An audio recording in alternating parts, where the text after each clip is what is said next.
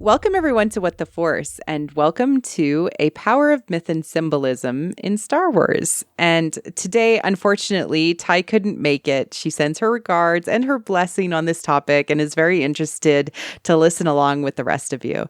The topic that we are going to talk about is, in a way, really personified by a line that General Hux says. But before we dig into that, I'm actually going to introduce my co-host for this episode, Hammy. Hi, Hammy.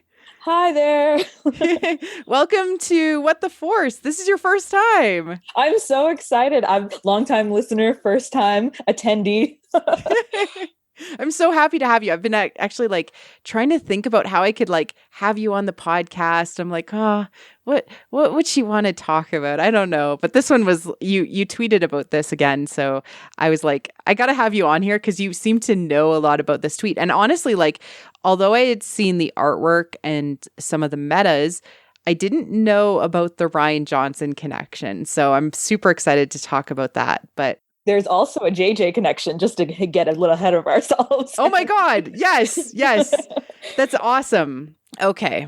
So the quote I'm going to just kind of use to prime this up is from The Last Jedi. And the Resistance fleet has just gotten away. So I'm going to set the mood. And General Hux is smacked down. His face is bleeding. There's a little bit of a blood from his face, and Snoke is like, "What's going on?" And he's like, "No need to worry. I have them tied on the end of a string, or we have them tied on the end of a string." That's the quote, right? Yes. As I'm thinking about it, yes. No, we have them tied on the end of a string. And Snoke is like, when they actually talk in person, tied on the end of a string indeed, General Hux. And so we're actually going to talk about the mythology and the symbolism behind the red strings of fate that are ever present throughout The Last Jedi. Are they in TFA, Hammy? Have you seen any hint of that other than kind of their connection?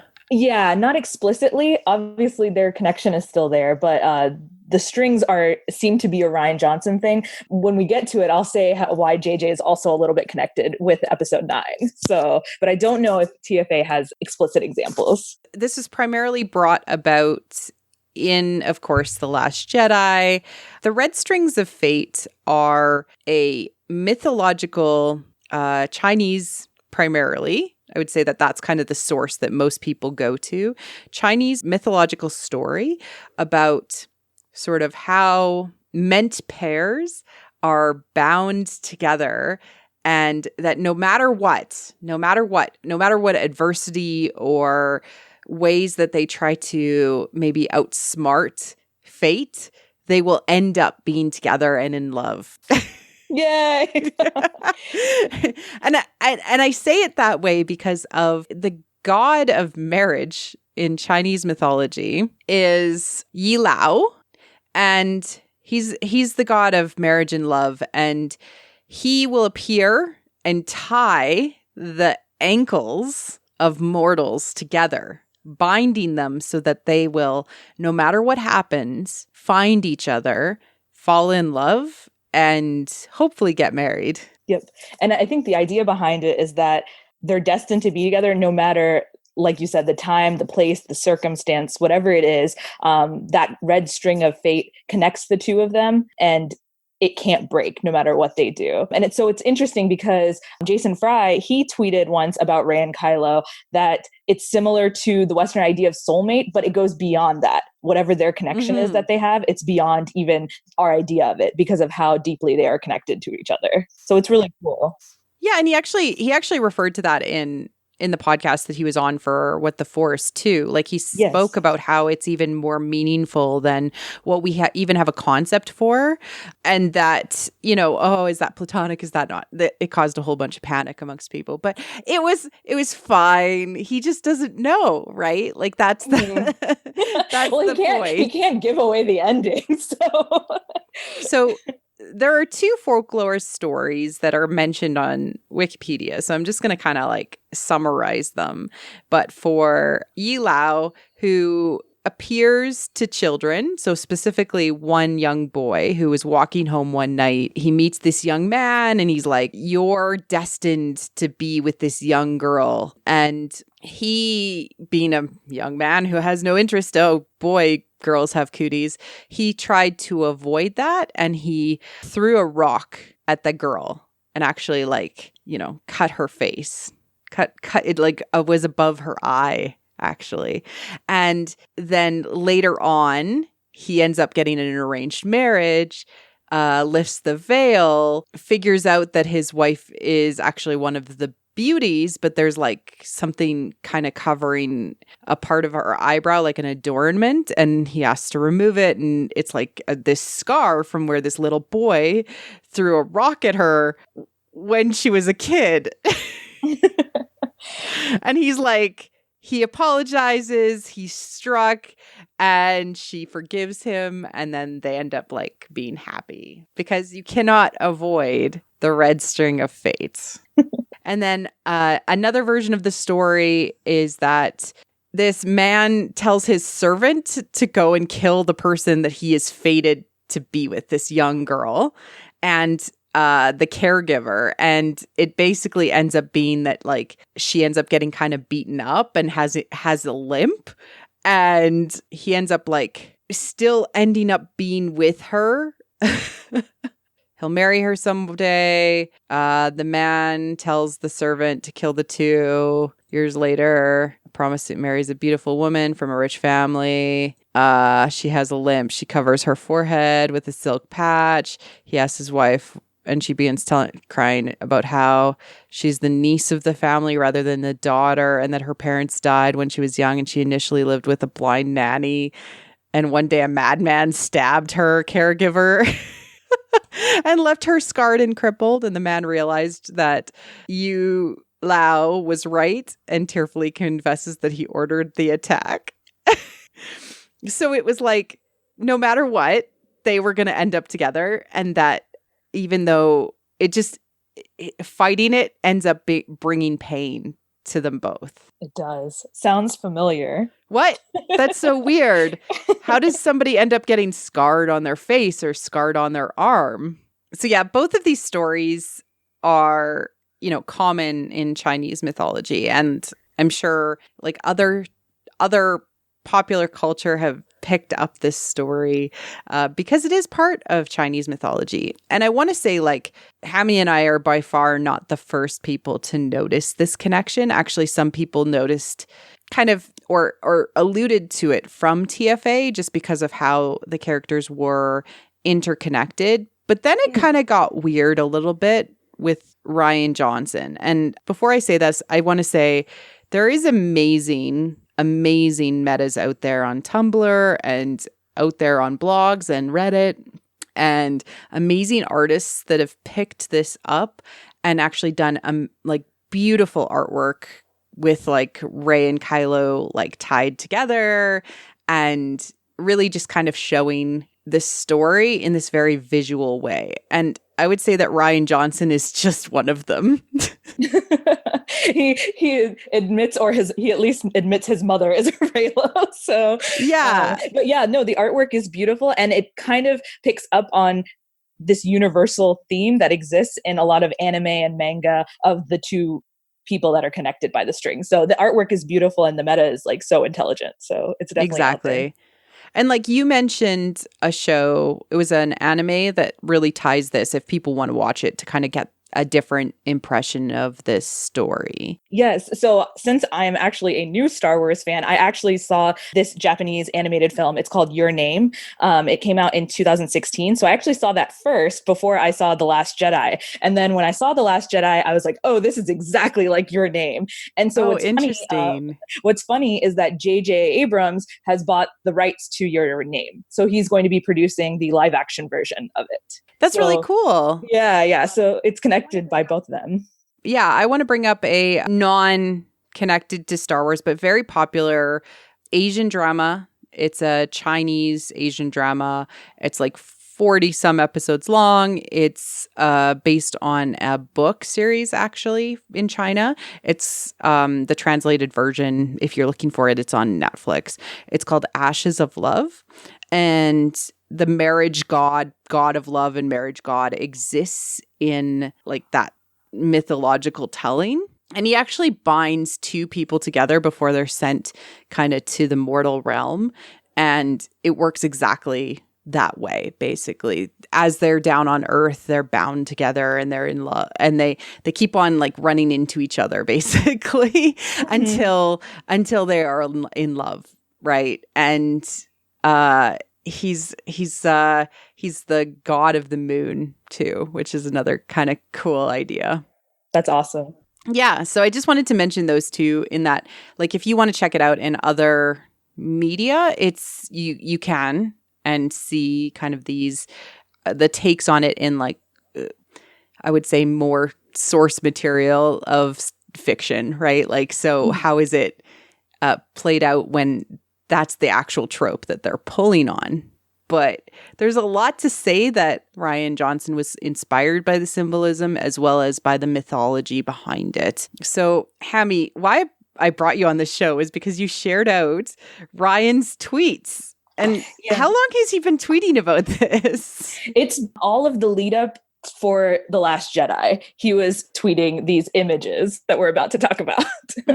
It was, I believe, all of 2016. I think December 2016 was one of the first ones. And he kind of just kept going. So I think I have 5 different versions that he tweeted of these red strings, and it's on a spool. It's just red thread over and over again. And that's the only thing. No caption, nothing, just red string. And so immediately, I think Raylos kind of ran with it and said, okay, that's totally the red string of fate. Something is happening in The Last Jedi that is connected to that. Yeah, they were on it. They I mean, the fact that they started to do fan art too means that they kind of pulled on that thread. Oh God, I can't believe I just made that joke. The pun is there. The pun is there. And yeah, it's literally like he tweeted like a picture of a red thread and it said thread. And there's spools of thread. There's one version where there's a red thread and then a bunch of different colors. And you pointed out this image was analyzed as well, right? Yeah. So Jedi Jade on YouTube, it's this image of different colors of thread. And so she kind of interpreted the first 4. There's a spool of blue thread, a spool of red thread, a green thread between them, and then a kind of gold-white thread that's a little bit smaller in the front. And so she was kind of interpreting the blue spool of thread as Rey, the red spool of thread as Kylo, and then the green spool of thread that's between them as Luke, which of course we come to see that Luke kind of gets in between the both of them during The Last Jedi.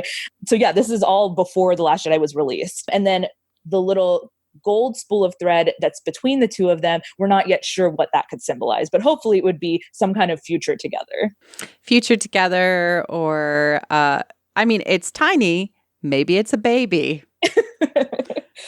I don't know. And the rest of the thread maybe represents everybody in their family or the thousands of generations that now live in you. Yes. I don't know. Really interesting to think about. One thing that I want to talk about, kind of just set up and talk about The Last Jedi in a little bit of detail, is that the color red is pervasive through it. It is literally everywhere. We see a First Order ship and there's like red lines through kind of panels. There's the silencer, which kind of has this red cockpit to it and red tinted windows. What other kind of red are you really struck by in The Last Jedi? Well, the big 2 examples, of course, are the throne room. Yeah. Is entirely in red, and Rey and Kylo, of course, tear that all down. And then on Crate, the red comes through from the white salt. So it's definitely a huge symbol, the color and all of that. And then connected back to Ryan's tweets repeatedly of red thread, it all kind of connects together. Yeah, exactly. And, we also have this actual experience of the 2 of them being tied, like they can't really escape each other, even through these long distances, right? So we're talking about the actual force bond itself and this communication that they seem to have after meeting each other for the first time on Starkiller Base, or having that first contact mentally on Starkiller Base. They met each other on Tokodana, but the force bond itself is much like the mythology behind the story, in that it pulls them back whether they want to be or not. You know, and even Kylo saying, like, what's causing this? It's not you.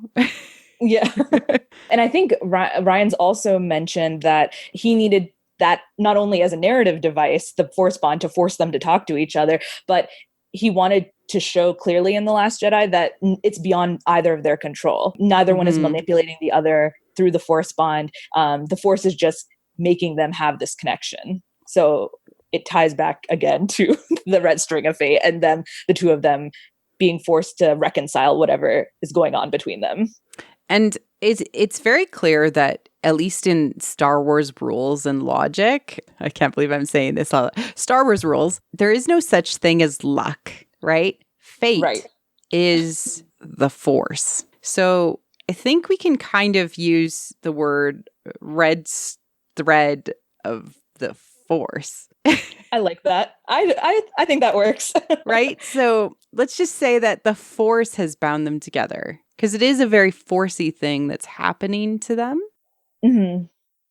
I mean, that's my personal belief. Yeah. Snoke says that he's the one who bridged their minds, but my idea is that the Force is the one that connected the both of them, and it's seen when they touch hands and the Force theme plays. So exactly, you're told that the connection between them is pure. Exactly, it is meant to happen, or it is something the Force wants, because the Force theme only plays when the Force wants something to happen. Mm-hmm. We've talked about kind of the Chinese legend, and it's really interesting because this is a silken cord in Chinese legend, but there are other types of red cords or bindings that do happen mythologically and in other sacred stories of other cultures. So since I'm Hindu, I was able to kind of think of a few examples of where this string or tying together kind of binds couples together. Mm-hmm. The first one, it's called Hasta Milap, which means it's the ceremony of joining the bride and groom's hands. So the bride's right hand is placed on the right hand of the groom, and their hands are tied together with a cotton thread, and it's wound several times while the priest recites this holy mantra, basically. And it's supposed to symbolize that the thread, because it's wound multiple times, it's an unbreakable bond between the couple that is participating in the marriage ceremony. Mm-hmm. And so yeah. And of course, in Hindu wedding ceremonies, there's always fire there. It's called a pyre. The fire is also there. A lot of people have pointed this out as well. And I've noticed it when I first saw the hand touch scene in the hut in The Last Jedi. The hands together and then the fire in front of them is very similar to a lot of mythological marriage ceremonies. So, yeah. Well, like fire is purifying, right? Like it's used a lot to represent purification in some ways. Yes. Yeah. And I've made this joke like a couple of times before, but I say it jokingly, but like I actually kind of mean it. Like mythologically, these two have been married since TFA, right? Yeah. Like if you're like talking about like a Hades and Persephone situation, or like a Psyche and Cupid, like the fact that he like stole her away and then like brought him to his lair, mwahaha, like they haven't worked through all of their trials yet, but they're interconnected and bound together in a sacred way. Mm-hmm. They keep meeting over and over again and having these symbolic meetings. They're not, run of the mill, oh, I hate you, you're my enemy. It's all of this beautiful imagery, and it seems like so much care has been taken each time that they interact with each other. And then the other example in The Last Jedi is, of course, when Rey goes into the underworld in her coffin and goes to Kylo, and that also continues with the Hades and Persephone thing. Exactly. So. Yeah. And then I do want to call back to the Chinese mythology and legend, in that in those stories that we hear, people end up with scars and wounds because they're trying to reject what the force. I can't believe I got to actually say it aloud. They're trying to reject what the force is telling them should be, right? So in TFA, they fight, and Kylo ends up with a literal scar across his face as an outcome of their exchange, right? Because they were so touched by that situation. In The Last Jedi, Rey gets a scar on her arm that looks like two hands touching. Exactly. Because they're so connected that when they aren't doing exactly necessarily what the Force wants them to do, or they're not quite there yet, and these large Force connections happen, they are both left scarred to remind them. The angst. The angst is real for both of them. The angst is real. Literally wearing the emotions of their experiences on their bodies. And they'll carry that with them into Rise of the Skywalker or Rise of Yeah, exactly. Did you want to talk about the other Hindu examples? Yeah, sure. So another Hindu example in South Indian culture, that's where I'm from. It's called Kautaka. It's kind of similar to what we had described before, but it's the groom ties a colored thread on the bride's wrist. And that's usually red also. It's symbolizing that he will protect her and take care of her. And again, the connection between the two of them.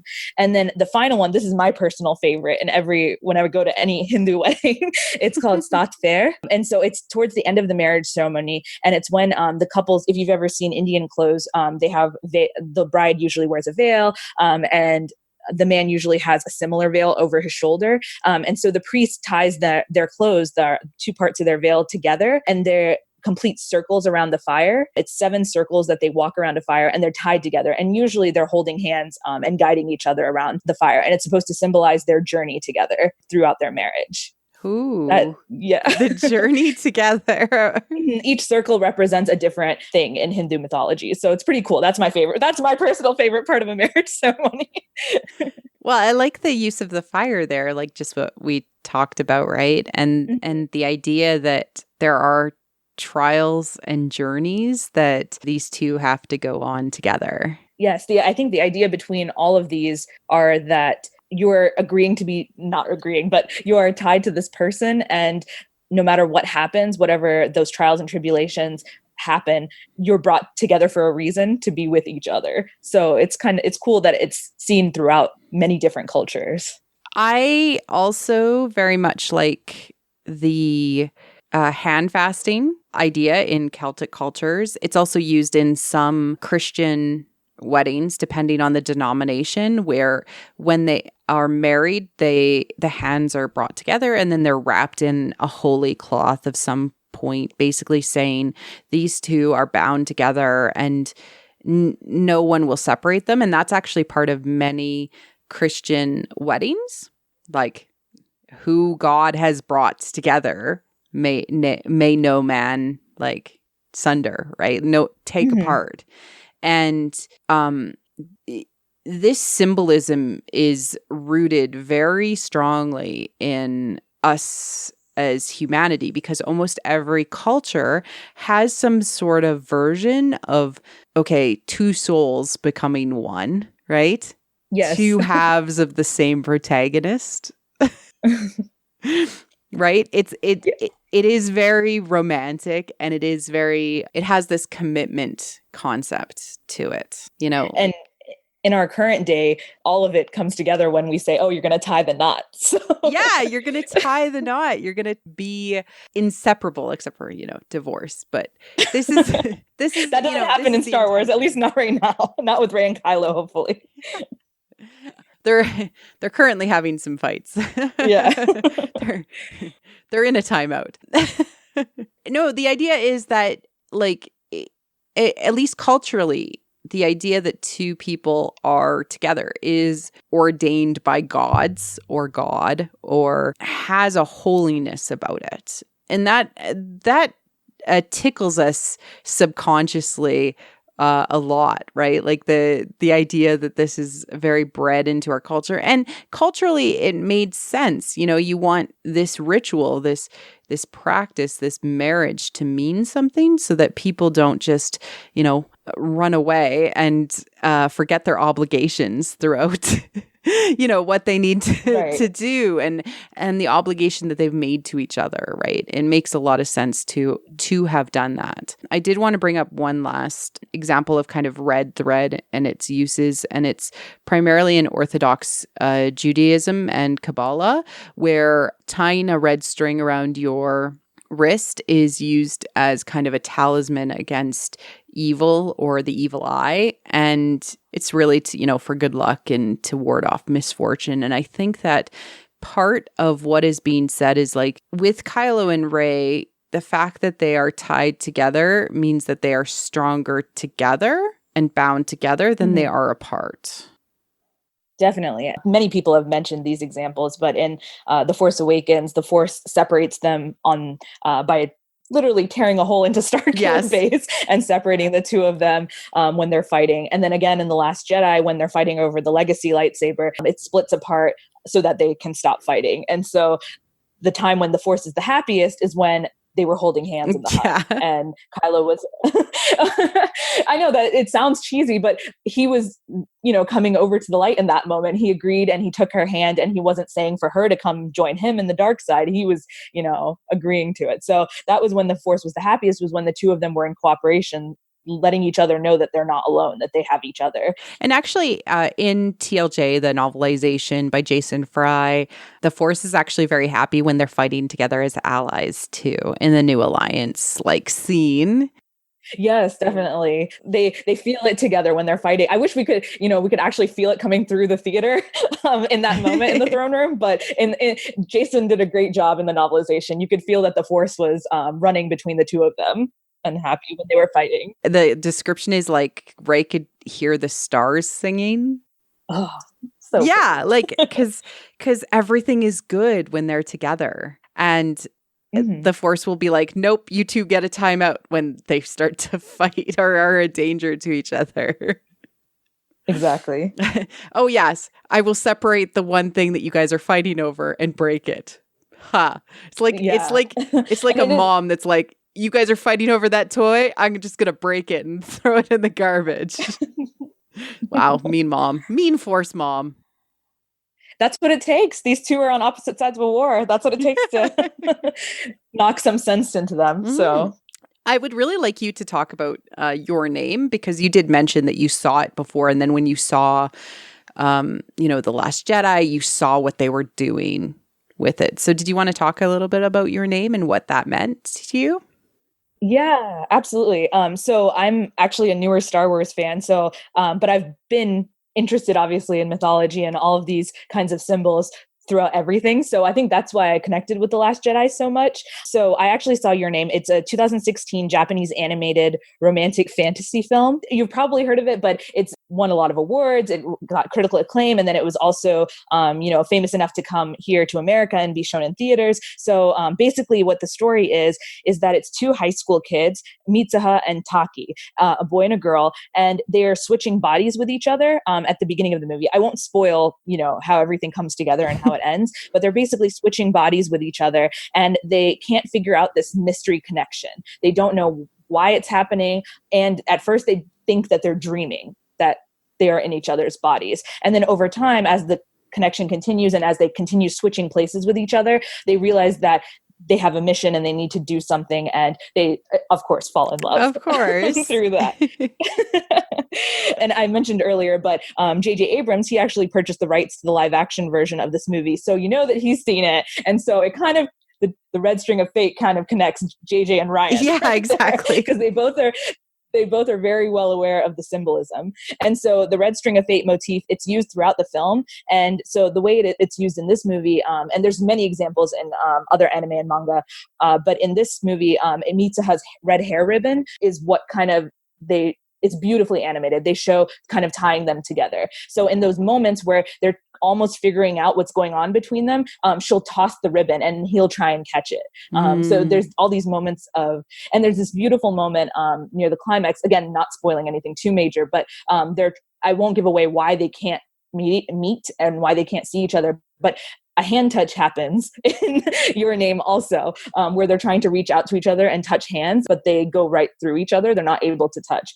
So basically that happens, and it's almost like the Force bond in The Last Jedi. So as soon as I saw The Last Jedi, I was like, oh my gosh, this is just like Your Name, where they're communicating and being in each other's worlds. I can see your surroundings, but I can't see your surroundings, but I can see you. All of that, it just felt so similar to the movie. Mm-hmm.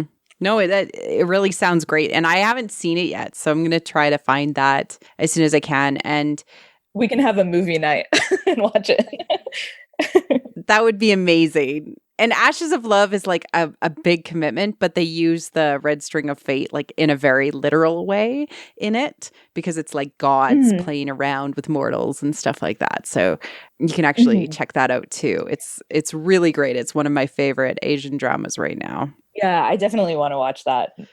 That's on my list next. But I would definitely recommend to anyone who's interested, since we have a long wait until episode 9, to see Your Name. And then I won't spoil too much, but by the end, they come together and they have to work to prevent some kind of catastrophe. I'll just say that. So it's very similar to how I hope episode 9 will end up going. Oh, great. That's awesome.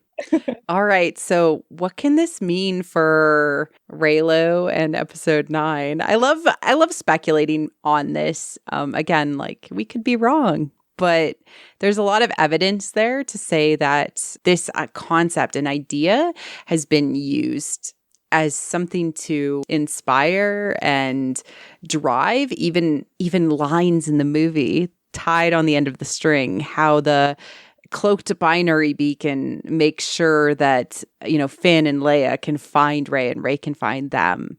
Things are tied together, invisibly in The Last Jedi. Yeah, even the shots of the way they cut those shots of the binary beacon, and then it cuts right to Rey of Finn asking, where's Rey? And then it cuts to her. And then where Luke says, where's Han? And it cuts to Kylo. It's a great way that Rian Johnson kind of uses it to connect everybody together. Yeah, and the cutting back and forth, and to remind you that, you're connected with these people, not just Rey and Kylo, but you're connected with these people. And maybe that's what the multiple string tweet was about.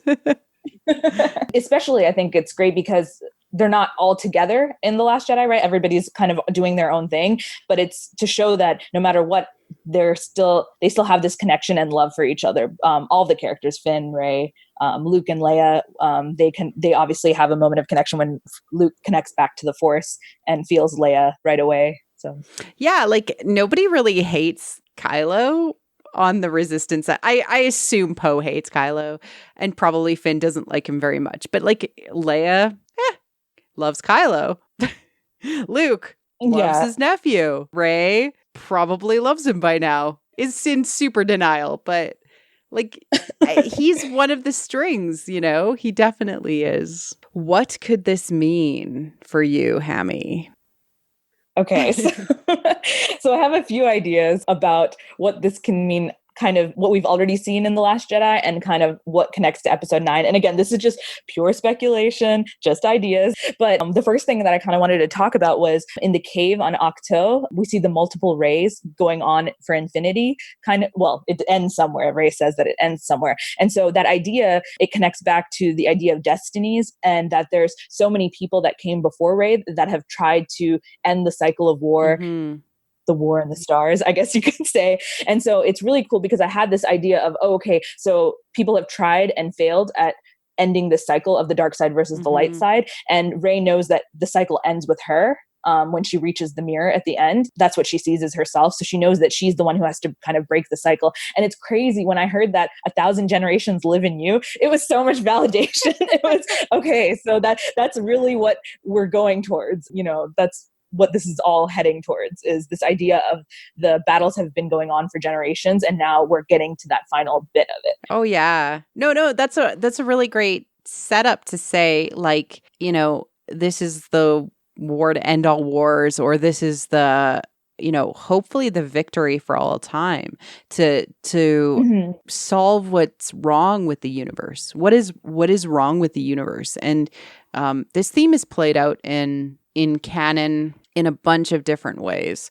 And it's like most recently the Dooku Jedi Lost book. How can somebody that seems to be so good fall to the dark side? How can Anakin, who is still such a good person, fall to the dark side? How can these people continuously be trapped in this, almost samsara of like reincarnation or these ideas of having to fight through the trials of being alive and being caught up in this cosmic attempt to work through its issues. Hmm. I love your use of the word samsara. And that's definitely what I think the multiple rays are symbolizing there. And it's not necessarily like people are being reincarnated, but it's almost like the universe itself is trying to No. work through different incarnations of the same idea. There's a lot of like repetitive storytelling happens in Star Wars, the Star Wars it rhymes feel. And it's like the universe itself or the Force, this idea is just trying to work through, how do I make it right? How does the universe make it right? So leading to that, one idea that's also seen in The Last Jedi is the mirror cave. And again, other people have mentioned this before, but I'll say here with the red string of fate and connecting the two figures together in the mirror cave, what Rey sees is she sees two figures coming together to form one. And then her hand goes up, to touch the mirror, and another hand touches back, and it kind of foreshadows what will soon happen in the hut. And a lot of people imagine that figure that she's touching hands with Looks is like Kylo. Yeah. And so yeah, it looks the shape of it, that it looks like Kylo. And so the idea is that when she's asking, oh, who are my parents? I think she's kind of wondering what her origin is. And it's this idea that these two people, Rey and Kylo, were originally one idea of, two halves of the protagonist, that whole idea. And then they were split apart, and now they need to come back together to reconcile this huge 1,000 generations of it's a lot of pressure. Yeah, 1,000 no pressure. generations of trauma that's been building up in the universe or in the galaxy. And so her destiny is inevitably tied to his. And so that's kind of my interpretation of what the mirror cave is also showing, to tie it back to the string as well. And I recently picked up the art of the Last Jedi book, of course, written by Phil Sostek. Sostak. He's so nice. He is like literally the nicest man. Hi, Phil. I'm sure you're listening to this. I don't know if he is, but no, he's literally the nicest man, and he posts like the most amazing posts about kind of stuff we haven't seen on Twitter. And if you're not following him, you really should, because we get kind of glimpses into some really cool stuff. But in that, it's the mirror cave, and there's the original art, or one of the kind of conceptual ideas was actually showing in the mirror what you use as your Twitter image is your avatar is like the combined Kylo and Rey image. Yeah, so the picture, I don't want to misquote it, but originally what Rian Johnson, this was one of the you can? Okay. Right next to me. I was literally looking at this right before, trying to find more red strings of fate in the art, in concept art. And voiceover, I didn't find any. I was sad. The Kylo Kira Force Mash #1. The first thing I talked about with Ryan was the mirror cave. The concepts were still vibing off of Rick Carter's guided imagery. Let's talk about place and tone, where we are going forward, principles. What are Rey's conflicts? The image reflects a little bit of Kylo and Rey's Force connection, as well as the duality of light and dark, good and evil. Some of these were being pulled from what I knew of The Force Awakens, but also glints of information from Ryan and mirroring the cave in Empire Strikes Back, of course. So that was Klein. Yes. So the image is half of Rey's face and half of Kylo's face. And so they were working on this so early on that Rey, this was during Force Awakens, while Force Awakens was still, being filmed and stuff. They still were calling Rey Kira. her code name. So this was very, very early on. One of the first concept ideas was this idea of Rey and Kylo, the two halves of their faces, and that's what she was going to see in the mirror cave, or something similar to that. At least it was being talked about in that way, that it produced that image. Fascinating. Yes. Really cool stuff. There's a reason it's my avatar on Twitter. No, I know. And it's such a cool avatar because it's like, okay, what does this represent, right? Endgame in 9. What do you think is going to happen? Let's speculate, Hammy. Well, again, pure speculation, so take this with a grain of salt. And I'm basing a lot of this kind of on Your Name and the other anime and manga that I've like listened to and watched and read. But basically, the idea of the red string is that it can't be broken. It'll get tangled, they'll fight, but it's not going to break. And so a lot of people are worried that on Crate, when Kylo is down on his knees and he's looking sad and Rey shuts the door on him, that's the end of their connection, that they won't communicate again, that they won't try and reconcile. And that just doesn't seem to be where the story is going. And so if they continue with this idea of the two of them being connected together, then that won't happen. And then the other idea is that they'll eventually have to reconcile and work together. They might be, I hope at least they're a bit angsty about it and begrudgingly working together.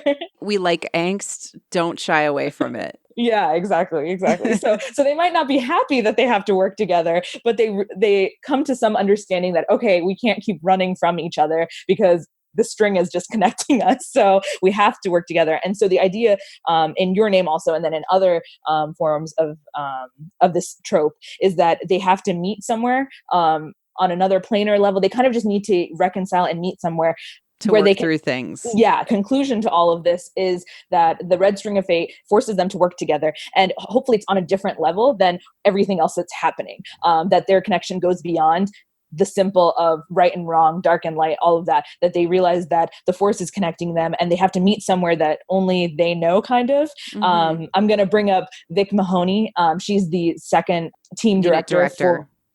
Second unit director for episode 9. And on her wall in her office, she has this rummy quote that a lot of people have mentioned, but it's out beyond right, out beyond wrong. There's a place, I'll meet you there. And so Reylos have kind of run with that. But the idea is kind of similar, that they have to meet on some plane together and work things out and figure out how to bring this cycle of catastrophe over and over again throughout the generations to an end. So I really like how you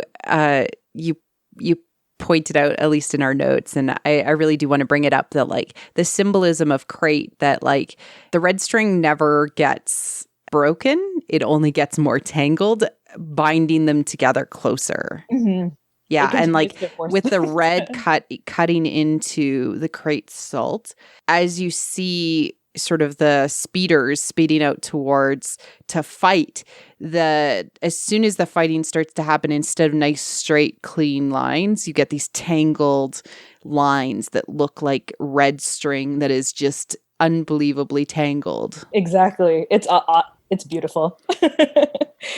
I agree with you. I think, especially, we got recently, they tweeted out some examples of official episode 9 pins, and you actually see Kylo and Rey in a fighting position. So their sabers are crossed, but as they're crossed, almost like light is coming from them. Mm-hmm. And you get the 4 elements represented. They're half standing in water. There looks like there's fire, earth, air, water, which is awesome. And they're standing in front of a stylistic doorway. So to me, that's like, okay, they're gonna fight, but they're gonna go somewhere together and work it out. I think what we're hinting at is World Between Worlds. That's where we want them to go. I think that's where everyone wants them to go. Something in the Force where they are able to put aside the everyday battle and figure out what's really wrong with the galaxy and try and fix it somehow. Yeah, and realize that the only way that they can resolve this is together.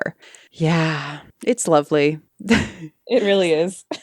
So, I mean, I personally think it's going to be a romantic ending just based on everything that we've seen there's going to be some sort of romantic climax in episode 9. What do you think? Yeah, I definitely agree. Some days I'm not as confident as others, but I think the imagery will be there. Whether it's fully explicit, I think they'll continue with what they're doing right now, and the romantic imagery will be there. But I think if it's not explicit, it would kind of feel hollow without it. After all these many movies and shows and TV shows that kind of use these tropes over and over again, to not finish it and put the period at the end of the sentence and call it a day, it would just kind of feel hollow to have them so close to each other and not go that final bit with the romance. In Your Name, and then there's another movie that I would also recommend if anybody is interested in watching. It's called In Your Eyes. It's an independent film from 2014 starring Zoe Kazan, and it's very similar to Your Name in that it's a boy and a girl who have been connected since they were younger, and it basically has force bond scenes over and over. So I had seen that also before The Last Jedi. So when I went into The Last Jedi, I was like, Ryan's an independent filmmaker and he needed to use this device. So, but yeah, so that movie also is a romance. By the end, they have to work through their issues and find each other because they're on opposite sides of the country, and all they can do is see into each other's minds. The whole movie is just force connection after force connection until the climax of the movie. And again, I won't spoil how it ends for them as well, but it's also a romance. So that's just another example of why I think that's the way that they're heading. So it would be best if they just went and finished it that way. I want to have a brief discussion about the idea that Disney and Star Wars, especially Lucasfilm with Star Wars, has been trying to crack the Chinese and Asian film market for forever. Yeah, that's definitely a point to be brought up. And one of the things that, Ty and I actually have an Asian drama podcast where we talk about Asian dramas and their influence, internationally, especially, as well as kind of the stories and how they tie together. One of the main concepts, especially in romantic stories in Asia, is that the pair that are together hate each other in the beginning. Like this is just the trope. They hate each other. They usually are in some sort of a disagreement. There are variations of the stories where they don't hate each other, but they have to work through whatever issues that they have going on, and through the trials and the difficulties that they face, they slowly become knitted together tighter than ever before. And this is best seen and most popularized in especially Chinese epics like Ashes of Love, where they are unable to get away from each other. And it's almost like fated from the beginning. As soon as they meet and crash into each other, they fight, they disagree, they don't get along, but everything about their relationship is pulling them closer and closer and closer together until they are together and are able to solve some sort of large problem together. Mm-hmm. And the thing that Ty and I have mused a lot about in our journey of talking about Asian dramas and the differences between North American and Asian storytelling, especially, is that although we like in North America superhero epics, like we just saw the end of a 10-year-long journey, this crazy long 11-year-long journey of, the Avengers, starting with Iron Man and ending in Avengers Endgame, with all of these movies and all of these stories all tying together. But yet it still made like very limited impact in Chinese markets. And it's because they literally don't tell romance in it. I think that is what it is. And I would have to say it's probably, anyone can disagree with me, but I think it's the same also in Indian markets, Bollywood movies, Indian soap operas. It's just something that hasn't been shunned the way it kind of has been in media in America and North America. Mm-hmm. Something that's essential to humanity and telling those stories. So, and it's something that everybody enjoys. It's never a girl thing or a boy, boys don't like romance. It's pretty universally liked. Even my dad, who I'm calling him out, but he's about to be 70. And so when we go to see Indian movies, because they do play here in America, if there's no romance, he's not into it. He says, "Oh, I just like this, movies of my olden days of where there would be an epic romance that you would go to the movie theater and see."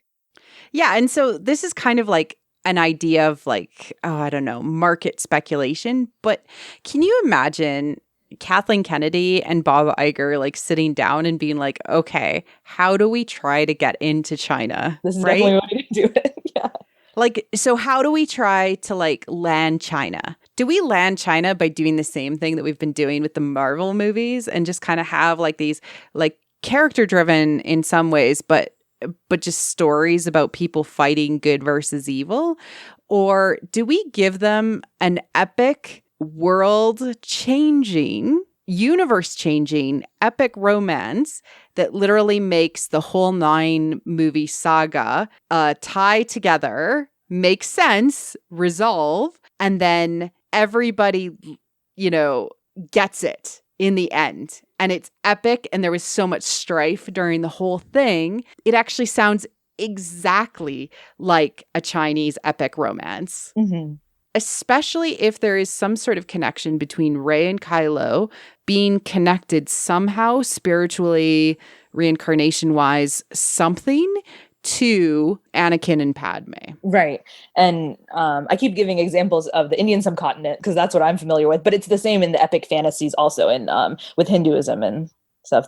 You're always connecting back to the previous generations. And I think obviously George Lucas was inspired by those epic myths from all of the cultures. So I think they could be doing it, obviously for the cash grab, but I think it's also something that's part of Star Wars that is essential to what George Lucas had in mind for what Star Wars is. And so I was hoping that it would be that episode 9 would connect the entire saga. And that does seem to be what they're pushing in every, interview.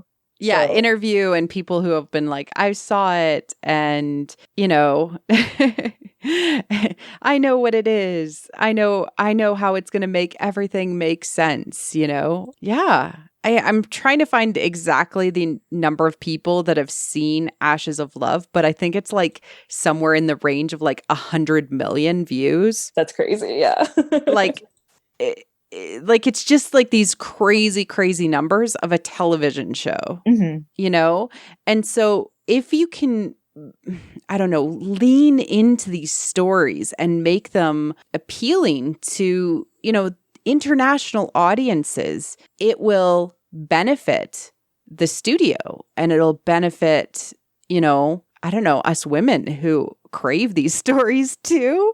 But it actually has a bigger meaning, which is like these stories are just more interesting internationally. Mm-hmm. Definitely. Yeah. That's my argument to say it makes business sense, y'all. I hope Kathleen Kennedy's listening to this, though I'm sure she already knows. Did you know that romance sells really well internationally, especially a romance that has been, resolved after 40 years of movies and entertainment? Cool. I just can't imagine that they wouldn't do it. And honestly, to me, a Reylo kiss would cement it for many audiences out there. Yeah, definitely. I mean, that's what we're all hoping for. So I will say, like, a lot of people, at least in the Western side of things, are, against a romance or against a kiss happening. But the thing is, for the general audience, when Kylo put the saber into Snoke, everybody was fine with him. They had no problem with him. They were like, oh, okay, I guess he's on the good side now. So I think that kind of big gesture, the thing that the Red String of Fate is leading towards, is some big gesture and sacrifice on either both of their parts or just on Kylo's part that will bring them together and make the romance acceptable, I guess you could say, for want of a better word. I should probably bring up that like resurrection themes are quite common in these stories. That like they're still tied, like the idea of soulmates, right? Like you're brought back from the dead because of your large sacrifice. Right. And that's what many of us are speculating also with Kylo, that he will have to make the ultimate sacrifice and then make the ultimate sacrifice, but this time because of it, he's brought back. Yes. And that will hopefully heal the fractures that have been plaguing the Skywalker family for this long. Exactly. Like, I mean, Rise has the rise of Skywalker sounds very, I don't know, sacred and very similar to many stories of resurrection Mhm. in religions. Yeah, of course. And even the symbol of the phoenix rising from the ashes, reborn again. Which is the Jedi symbol. It's also the Right. symbol of the rebellion and the resistance. This the starbird, as they called it in Star Wars, but it is the Yes. phoenix Right. It is rising the from the phoenix. ashes. I think we might be onto something, Marie Claire. What are you talking about? It would certainly tie back to all of the symbolism that has been used throughout the whole saga. Well, we solved Star Wars. Let's call it a night.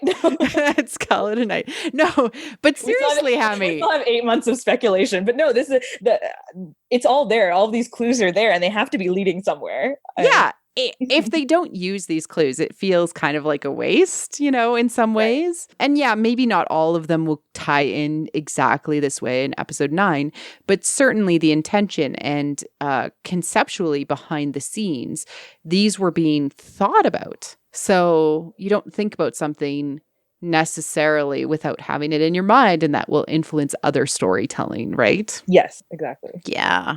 I don't know. This episode was a lot of fun, Hammy. Oh, thank you so much for even having me on.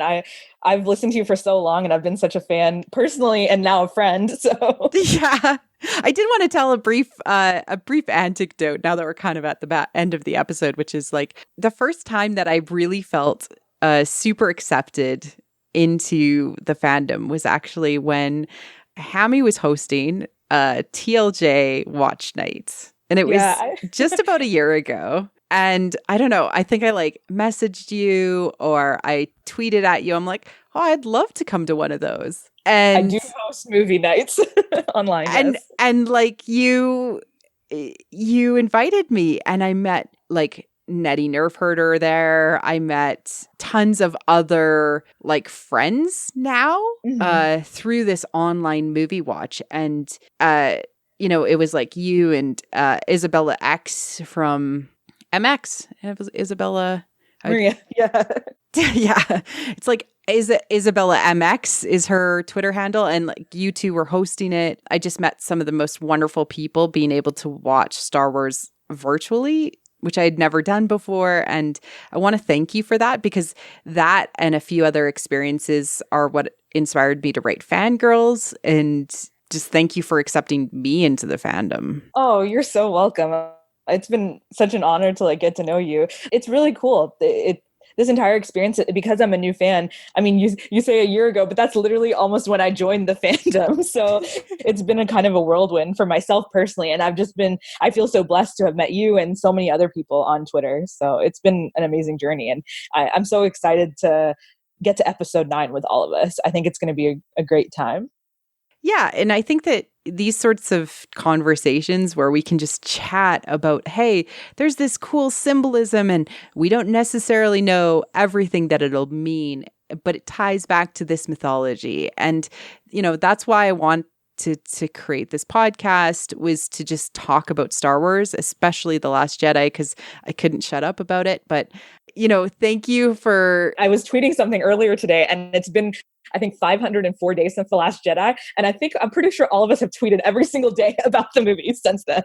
So there's something there in the water with all of us that we're still analyzing and we're still gaining new knowledge from it. So there are so many layers in The Last Jedi that quite literally it can go on that long. And I think that through the frame and the lens of how it resolves in episode 9, it may even change the meaning of what certain things meant in The Last Jedi and in The Force Awakens. And then we'll be going back to those and maybe even the prequels, because we know Ryan was a huge fan of the prequels. Maybe we'll catch things that we never understood before once it's resolved in 9. And to me, that's so exciting. That's definitely what I'm super excited for. I know in the episode 9 trailer, the cuts between every saga has an end.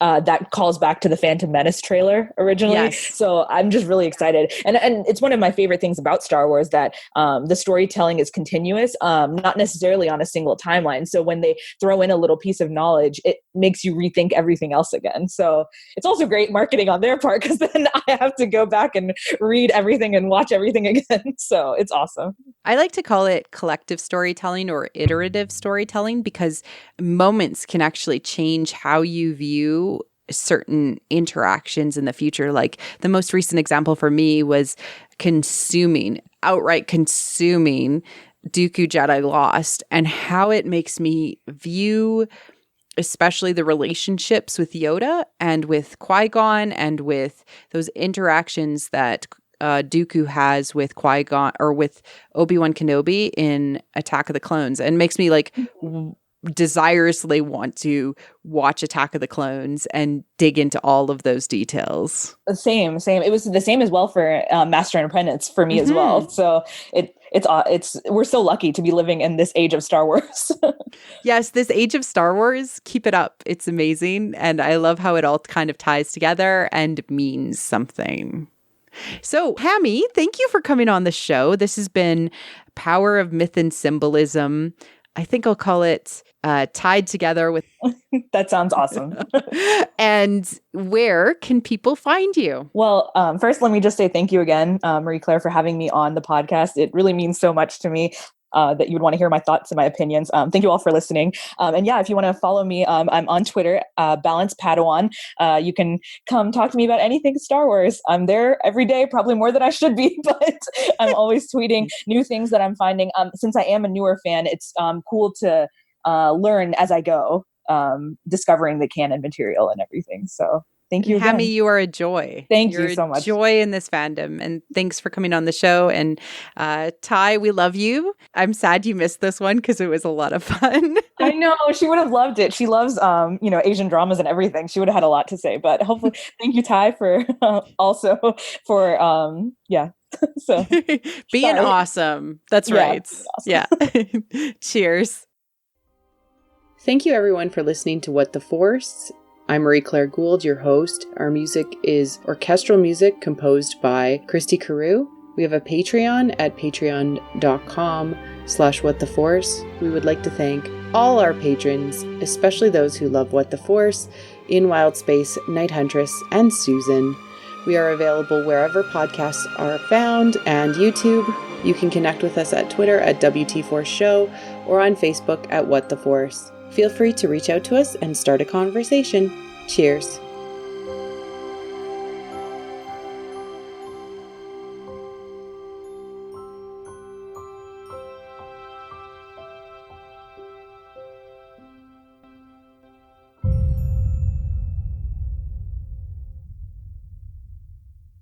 To work through things and kind of, whoops, sorry, that's lightning. Wow, that was loud. That was Florida lightning. I'm so sorry. You cannot stop the lightning. Yes, Hammy, the lightning is your fault. No, of course not. Okay, so hopefully you can cut that out.